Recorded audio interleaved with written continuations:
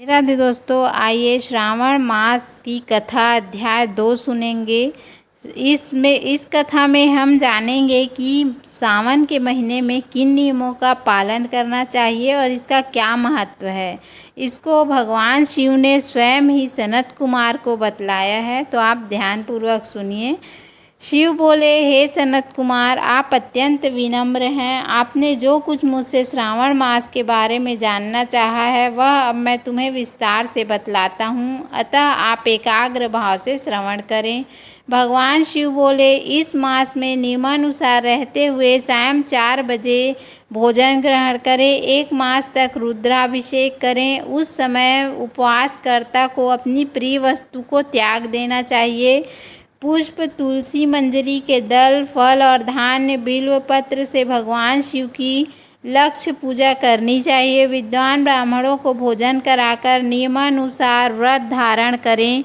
कोटिलिंग की पूजा अर्चना करनी चाहिए। शिव बोले, मुझे पंचामृत से अभिषेक कराना अति प्रिय है, अतः भक्त को मेरे लिए अवश्य ही करना चाहिए। इसके लिए जो कुछ भी किया जाता है वह अनंत प्रकार के शुभ फल देने वाला होता है। हे महाभाग, इस मास में भूमि पर ही शयन करना चाहिए। साथ ही ब्रह्मचर्य व्रत का पालन करना चाहिए। सत्य का पालन करें। इंद्रियों को अपने वश में रखें। प्रातःकाल स्नान कर एकाग्रचित्त हो प्रतिदिन प्रभु पूजन करें। इस मास में मंत्रों का बार बार श्रवण करना सिद्धि प्रदान करने वाला होता है। षडाक्षर शिव मंत्र और गायत्री मंत्र का जाप करना चाहिए। नमस्कार तथा वेद पाठन मनोनुकूल और मनोवांछित फल देने वाला होता है। पुरुष सूक्त मंत्र का जाप करना चाहिए, यह अत्यधिक फल प्रदान करने वाला होता है। कोटि होम, ग्रह यज्ञ होम, लक्ष्य होम तथा अयुत होम करने पर मनवांछित फल प्राप्त होता है। इस मास व्रत रहित रहने वाले को नरक की प्राप्ति होती है, वह वहाँ पर महाप्रलय तक रहता है। इस श्रावण मास के समान मुझे पूरे वर्ष का अन्य कोई भी माह प्रिय नहीं है। यह मास मनोवांछित एवं कामना के अनुसार फल देने वाला होता है। हे सत्पुरुष, इस मास में जिन व्रतों को करने का विधि विधान है वह उनका वर्णन मुझसे विस्तार पूर्वक सुनो।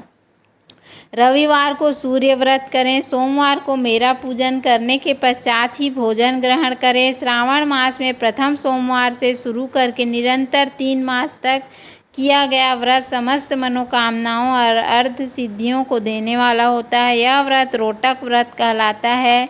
मंगलवार को किया गया व्रत मंगल गौरी व्रत, बुधवार को किया गया व्रत बुध व्रत, बृहस्पतिवार को किया गया व्रत बृहस्पति व्रत, शुक्रवार को किया गया जीवंतिका देवती व्रत, शनिवार को हनुमान तथा नृसिंह का व्रत किया जाता है। हे सनत कुमार, अब आप मुझे से तिथियों के अनुसार किए जाने वाले व्रतों को सुने। श्रावण मास में शुक्ल पक्ष की द्वितीया को किया गया व्रत, औदुंबर तृतीया तिथि को किया गया व्रत गौरी व्रत होता है। चतुर्थी को किया गया व्रत धुर्वा गणपति व्रत या विनायक चतुर्थी व्रत कहलाता है। इसी तरह शुक्ल पक्ष की पंचमी को जो व्रत किया जाता है वह नाग पूजन व्रत कहलाता है, वह उत्तम फलदायी होता है। षष्ठी का व्रत सुपोदन तथा सप्तमी का व्रत शीतला देवी व्रत कहलाता है। अष्टमी और 14 तिथि को देवी का पवित्रारोपण करना चाहिए। इसी मास में शुक्ल पक्ष की और कृष्ण पक्ष की 9वीं तिथि का व्रत नवतक व्रत कहलाता है। नत्तक व्रत कहलाता है। दशमी का व्रत आशा व्रत कहलाता है। कुछ विद्वान कृष्ण पक्ष की दशमी के व्रत को भी आशा व्रत कहते हैं। द्वादशी के व्रत वाले दिन हरि भगवान का पवित्रारोपण करना कहलाता है। यह श्रीधर व्रत भी कहलाता है तथा इसको धारण करने से अति उत्तम गति प्राप्त होता है। इस मास में पूर्णमाही को विसर्जन, उपाकर्म, रक्षाबंधन, सभादीप, श्रावणी कर्म, सर्प बलि एवं हैग्रीय अवतार कहलाते हैं, जो विष्णु भगवान का रूप होते हैं। श्रावण मास के शुक्ल पक्ष की पूर्णमाही को 7 व्रत होते हैं। इसी मास कृष्ण पक्ष में अष्टमी को भगवान विष्णु पृथ्वी पर कृष्णावतार के रूप में प्रकट हुए थे। इस दिन विधि विधान सहित व्रत एवं उत्सव का आयोजन अवश्य करें। श्रावण मास में अमावस तिथि व्रत पिठौरा व्रत कहलाता है। उस दिन बैलों की पूजा अर्चना करें और कुशोत्पाटन करें। उस मास में प्रथमा से लेकर अमावस तक किए जाने वाले व्रतों के देव भी भिन्न भिन्न होते हैं।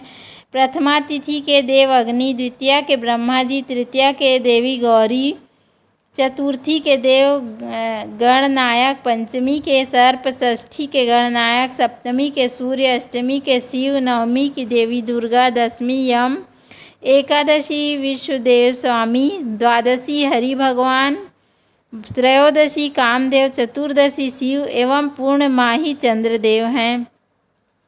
अमावस के स्वामी पितर कहलाते हैं। तिथि के अनुसार ही उस देव का पूजन करना चाहिए। हे महामुनि, सूर्य संक्रमण के कारण उस दिन से सिंह राशि पर 12 अंग एवं 40 घटी व्यतीत हो जाने पर अगस्त नक्षत्र दिखलाई पड़ता है। अगस्त नक्षत्र के लिए उदय होने से 7 दिन पूर्व ही अर्घ्य देना शुरू कर दें। वर्ष के 12 माहों में सूर्य देव भिन्न भिन्न नामों से तापित होते हैं, परंतु श्रावण मास में सूर्य देव गर्भास्थ नाम से तापित होते हैं। तत्पर ही एवं भक्ति भाव से उसी महीने उनका पूजन करें। वर्ष के इस मास में साग खाना वर्जित है। भाद्रपद मास में दही लेना वर्जित है। अश्विन मास में दूध का त्याग करें तथा कार्तिक मास में दाल नहीं खाना चाहिए। यदि यह सब विधान पूरा करने में असमर्थ हो तो केवल इस श्रावण मास में ही इन सब वस्तुओं को छोड़ देने से मनवांछित फल प्राप्त होता है। हे महामुने, इस मास में आने वाले उपवासों और पुण्य कर्मों का संपूर्ण वर्णन कई 100 वर्षों में भी नहीं किया जा सकता। सनत कुमार, जो प्राणी मुझमें तथा हरि में केवल भेदभाव की कल्पना करते हैं, वे सब अंत में नरक लोक में जाते हैं तथा अंततः दुख भोगते हैं। अतः आप भी श्रावण माह में नियम एवं धर्म का अनुसरण करते हुए समय व्यतीत करें। यह मार्ग सब प्राणियों के लिए कल्याणकारक एवं मोक्ष प्रदान करने वाला है। इस दूसरे अध्याय के पाठ श्रवण से पुण्य फल की प्राप्ति होती है। बोलो भोलेनाथ पार्वती मैया की जय। तो उम्मीद है आपको हमारा वीडियो पसंद आया होगा। यदि हमारा वीडियो पसंद आया तो वीडियो को लाइक, शेयर और सब्सक्राइब करना ना भूलें। धन्यवाद। राधे राधे।